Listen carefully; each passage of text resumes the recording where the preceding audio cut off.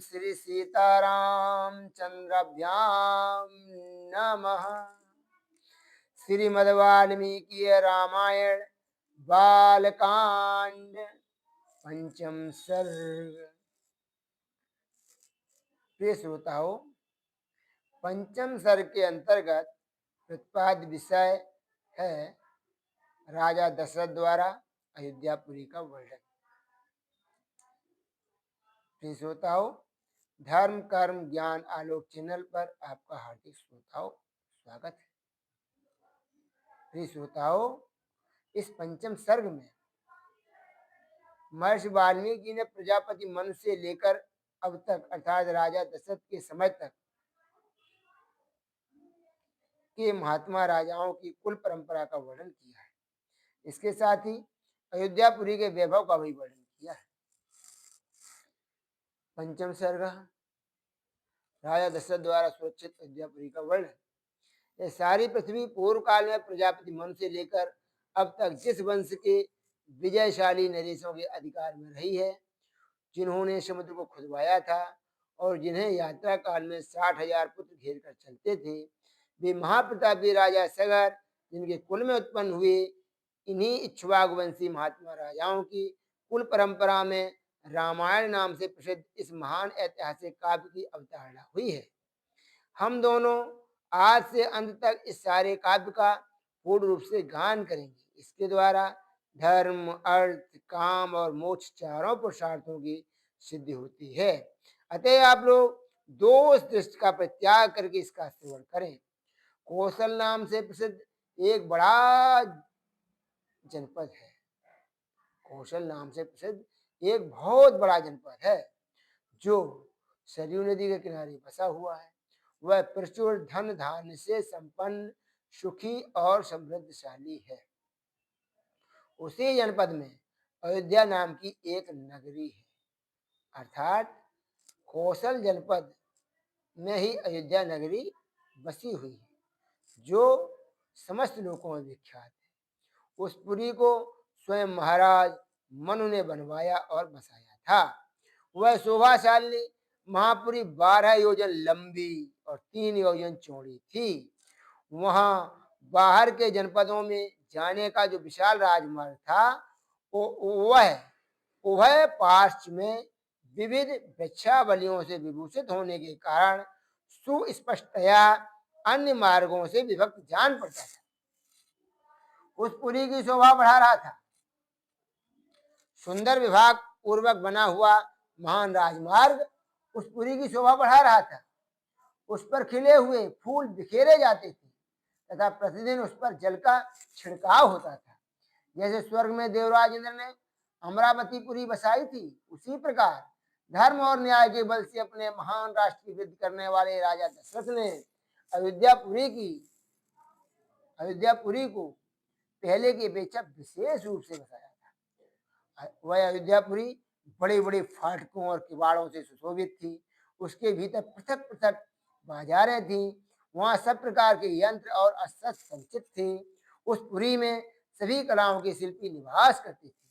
स्तुति पाठ करने वाले सूत और वंशावली का बखान करने वाले मागध वहां भरे हुए थे। वह पुरी सुंदर शोभा से संपन्न थी। उसकी सुषमा की कहीं तुलना नहीं की जा सकती थी। वहां ऊंची ऊंची अट्टालिकाएं थी जिनके ऊपर ध्वज फहराते थे। सैकड़ों शताग्नियों तोपों से वह पुरी व्याप्त थी। उस पुरी में ऐसी बहुत सी नाटक मंडलियां थी जिनमें केवल स्त्रियां ही नृत्य एवं अभिनय करती थी। उस नगरी में चारों ओर उद्यान तथा आमों के बगीचे थे। लंबाई और चौड़ाई की दृष्टि से वह पूरी बहुत विशाल थी तथा शाखू के वन में उसे सब ओर से घेरे हुए थे अर्थात अयोध्या नगरी शाखू के वनों से घिरी हुई थी। उसके चारों ओर गहरी खाई खुदी थी जिसमें प्रवेश करना या जिसे लांघना अत्यंत कठिन था। वह अयोध्या नगरी दूसरों के लिए सर्वथा दुर्गम एवं दुर्जय थी। घोड़े, हाथी, गाय, बैल, ऊंट तथा गधे आदि उपयोगी पशुओं से वह अयोध्यापुरी भरी पूरी थी। कर देने वाले सामंत नरेशों के समुदाय उसे सदा घेरे रहते थे। विभिन्न देशों के निवासी वैश्य उस पुरी की शोभा को बढ़ाते थे। वहां के महलों का निर्माण नाना प्रकार के रत्नों से हुआ था। वे गगनचुंबी प्रासाद पर्वतों के समान जान पड़ते थे। उनसे उस पुरी की शोभा बहुत बड़ी हो रही थी। उनसे उस अयोध्यापुरी की शोभा बहुत बड़ी जान पड़ती थी। बहुसंख्यक कूटागारों, गुप्त गृहों अथवा स्त्रियों के क्रीड़ा भवनों से परिपूर्ण वह अयोध्या नगरी इंद्र की अमरावती के समान जान पड़ती थी। अर्थात अयोध्या नगरी के वैभव को देखकर इंद्र की अमरावती भी क्षीण मालूम पड़ती थी। इंद्र की अमरावती के समान शोभायमान अयोध्या नगरी में उसकी शोभा बड़ी विचित्र थी। अयोध्या नगरी की शोभा बड़ी विचित्र थी। उसके महलों पर सोने का पानी चढ़ाया गया था।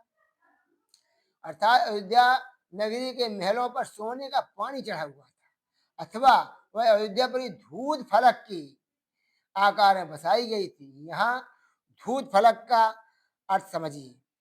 गोविंद राज की टीका में अष्टापद का अर्थ सारफल या धूत फलक किया गया है। वह चौकी जिस पर पासा बिछाया या खिला जाए धूत फलक कहलाती है। पुरी के बीच में राजमहल था। उसके चारों ओर राजवीथियां थी और बीच में खाली जगह थी। यही अष्टापदाकारा का भाव है, अर्थात धूत फलक का भाव है। अयोध्या श्रेष्ठ एवं सुंदर नारियों के समूह उसी प्रकार शोभा बढ़ाते थे। अर्थात अयोध्यापुरी की शोभा सुंदर नारियां बढ़ाती थी।